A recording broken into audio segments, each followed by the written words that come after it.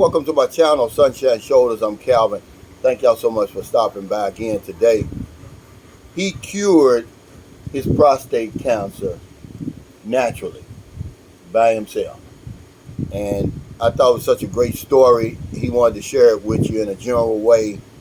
But first of all, let me say this. We're not doctors or medical professionals. Okay? It's always good to seek help from doctors and qualified people. Steve was in a desperate situation. He took measures into his own hand, and what worked for him may not work for everybody, but it worked. And this is his story.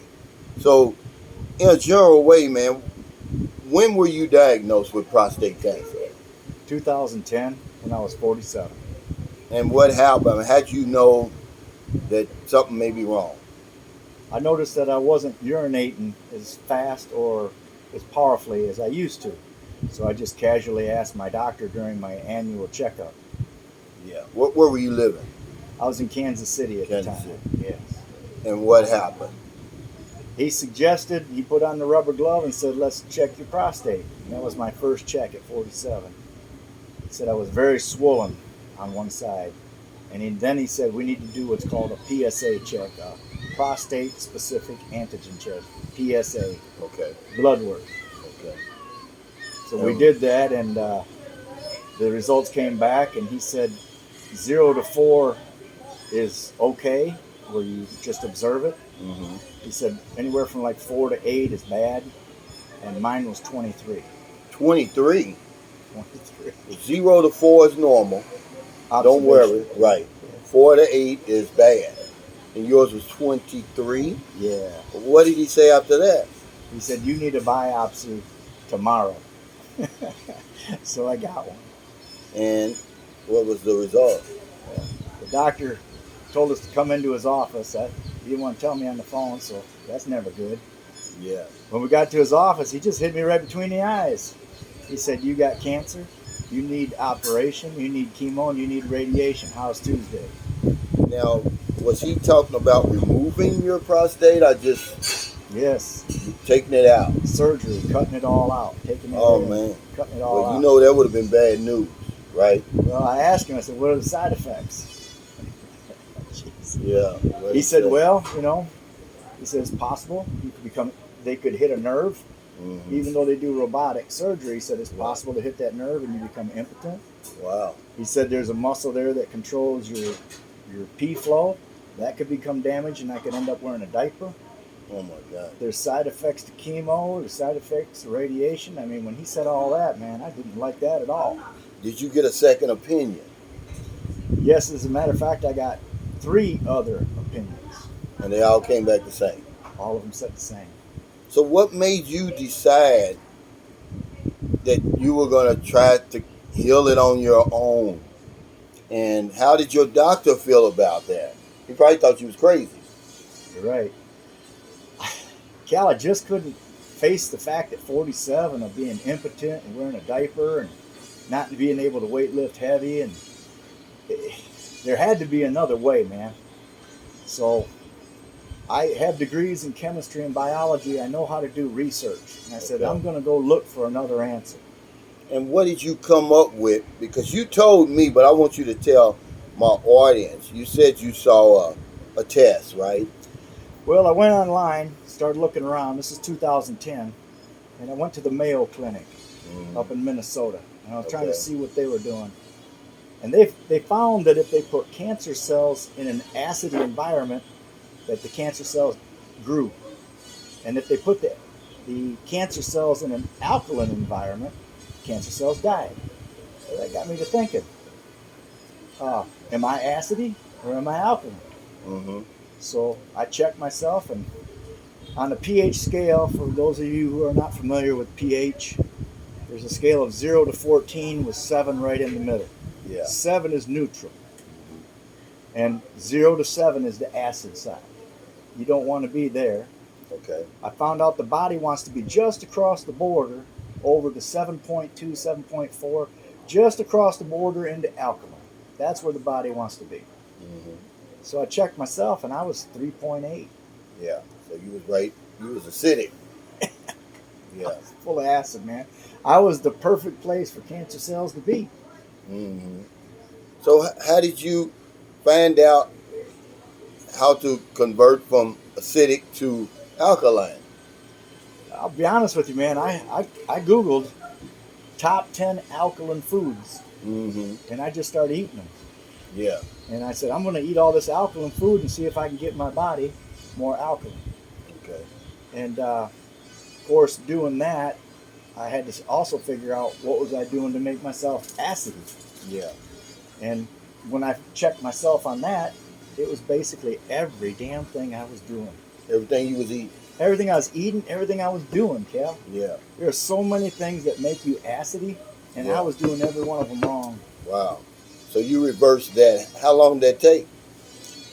Well, it's a process. Again, this is 2010. There wasn't a lot of information on alkaline diet and all that good stuff like there is now. Hmm. Hell, you can buy alkaline water at Whole Foods, you know. I mean, Oh, wow. back then I had to find out myself.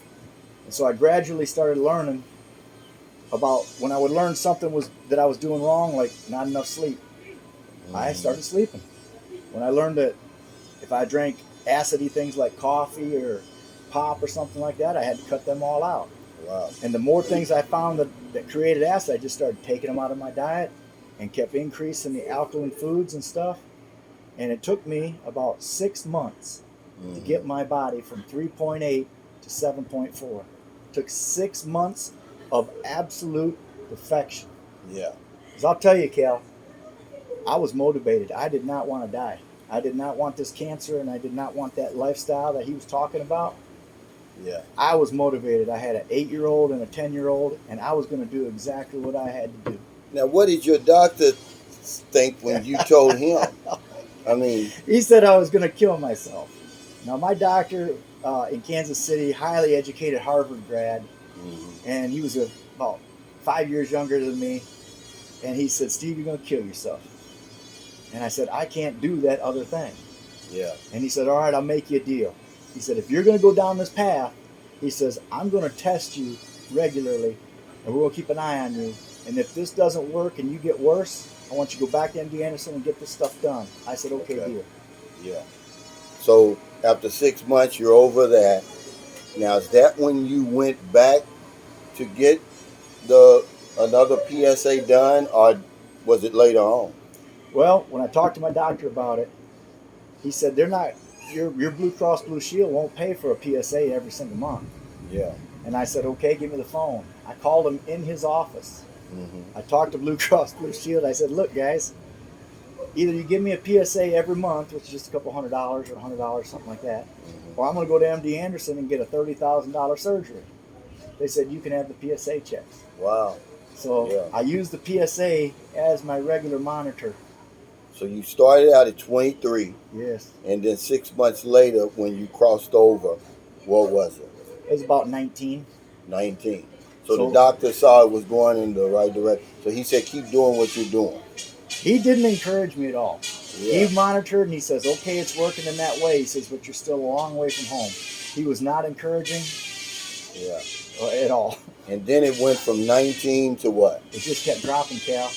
After 6 Every month? 6 months to get it there, and then I did that for a whole year. For a whole year? Whole year, and every month it went down. Until finally?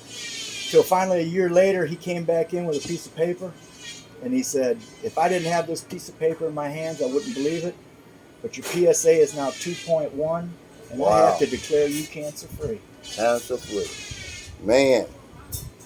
Now, he's already told me this story before, but it still sends chills up me, man. He couldn't believe it. You said he wasn't happy about it. No, he said, my training says this should not have been possible. That's what he said. Wow. You know what I told him? What? I told him, I said, man, telling me to go to Whole Foods and drink water ain't going to put gas in your Mercedes, is it? Yeah. Now, you told me of something. Your wife at the time wasn't happy either. No, well, she thought I was going to kill myself too. Yeah. Nobody believed I could do it. So what did she do? You said she done something to you behind your back. Well, at the time, one of the things that caused the cancer is stress. I found that out of all the things that causes cancer, stress for me was number one. Yeah. And at that time, I was working several jobs. There was a lot of financial stress, and I was going through a divorce with two kids. Wow. So probably the most stressful time in your life. And so she and I were not necessarily good friends at that time, but she insisted on coming with me. Yeah. And that was because she worked in insurance. Insurance. And she was in insurance. She worked there, and when she found out that I was turning down all these medical treatments, she went and got a life insurance policy on me. She got a life insurance, but did you know she did it? No. You didn't know? The only reason she came with me was to see what my choice was going to be. Yeah. And how long you had to live? Pretty much. Wow.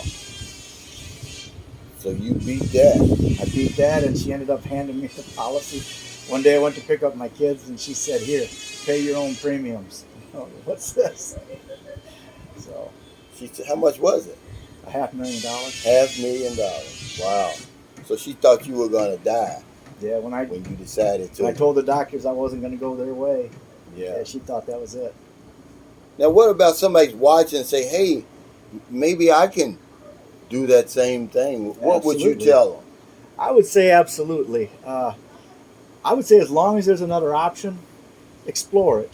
Because here's the thing. If you decide to go with surgery and chemo and radiation and all that, you can still do this alkaline diet, and it will help you in that regard also. Yeah. So I say do it. It's very easy to say and hard to do.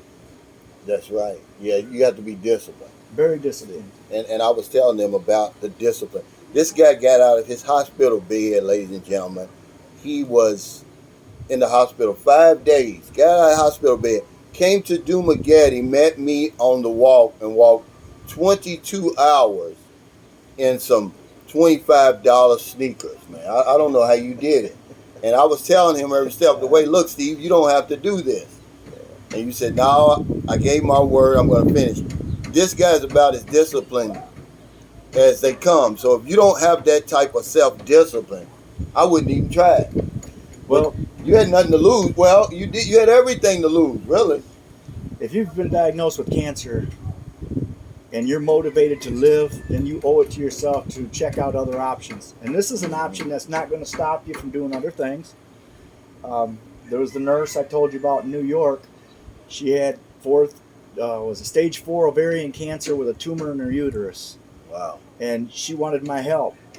And so she was in New York, so we did a conference call. And there were 20 people there at that conference call, and half of them wanted to do the raw diet, and half of them wanted her to follow her doctor. Mm-hmm. So she ended up doing both. She ended up having the surgery to remove the tumor, but did the raw diet for the cancer. Mm-hmm. And 8 months later, she went back to work. Wow. So she did both. So what about now? You still, now that was 2011 when he handed you the paper. Fast forward to 2023. Are you still cancer free? Yes, sir, I am. I'm good. I will say I'm human, and over the last 13 years, it's super hard to stay on that diet, as you can imagine. Yeah. So I've gotten off of it from time to time. I got a 22-year-old son, and he likes fast food, and so there's times I start eating bad, and that PSA will start creeping up. Yeah. And when that gets up, I go back on my diet. I bring it right back in. So it is controllable. Wow. You know, the thing about cancer is, folks, is that cancer is your body's way of telling you that you're doing something wrong. All you have to do is figure out what it is and stop doing it. Wow. For me, it was not sleeping, stressful jobs. I quit reading the newspaper. I quit watching the news. I started eating right. You know, when you start doing the right things, your body will heal itself. Man, see, this is the type of stuff I like to have on my channel. See, we're getting away from the sports, religion, and politics because that just causes trouble. I want something that's going to give people hope, that's going to help them. And when we were on the walk, I said, Steve, you got to do this, because he didn't want to do it. I said, this may help just one person, man. But it's just a great story because over here in the Philippines, they do a lot of this natural healing. Okay? We're the ones over in the West who think that the PO and surgery and everything is the only option. Now, remember, I'm not a doctor. I'm not a healthcare provider. I would say always follow what your doctor says. But Steve said it. If there's another option, you can do them both. definitely the raw diet will help you recover. Yeah. And I've helped other people, but only after they came to me. I worked with a bunch of people, and I've had people call me and say, hey, 10 years ago I saw you cure yourself of cancer. Can you help me? And I've helped them. But Cal asked me to go online, so I'm doing this right now. Look at the alkaline diet. Yeah. Look at it. Go online. There's all kinds of books now. There's all kinds of how-tos and helpful stuff and videos, and you can get everything you need at the health food stores. It's available. It's Yeah. another option besides being impotent, wearing a diaper. At such a young age. Well, really at any age. Well, here I am. I'm 60 years old. I got a 28-year-old girlfriend. I Yeah. don't regret my decision. Well, thank you so much, Steve. And it's been a pleasure, man. Like I said, thank you for pushing me on the wall, because I'd probably still been out there walking. But this guy, he's not just a regular guy, though. See, that's what I'm saying. If you don't have the self-discipline to do something like that and to go and find out, is my body acidic or is it alkaline, and how close am I and what do I have to do? If you're not willing to do the work, you're not going to reap the results. This guy is alive today.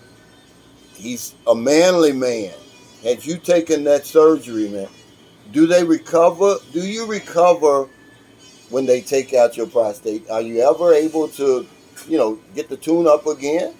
Yeah, I mean, there's success in that, Yeah. but I don't want to take a chance. Yeah, me either. I don't think I would either, man. One more thing I wanted to mention that people Okay. are probably wondering, how do you check your pH? Yeah, I just ordered pH strips off of Amazon. yeah. I mean, I want around 7.4, 7.2, so I got these strips. And every morning when I wake up, I would just pee on the strip and check the color, and it would give you your number. And I had a calendar right over the toilet, and I'd write that number on there. And over, several weeks, you'll get an average. You'll figure out what your pH is. Yeah. And I know your doctors are going to say it's impossible to change your pH, and that's not true. You can. Well, thank y'all so much for stopping by. I really, really appreciate it. Thank you, Steve, for giving somebody out there some hope. There's somebody watching right now who has everything to gain from trying it and nothing to lose. Nothing to lose. So if you're in America, it's getting late before you let your head hit the pillow, please find somebody to help. If you're in the Philippines, it's early. I'm going to upload this in the morning, Steve. Not a day goes by that we don't help somebody. I do. He's even taking my advice on that. Yes. Because if I don't know anything else, I know this one thing for sure. We help other people. We help ourselves. Take care. Stay safe. Stay out of trouble. I'll see you next time.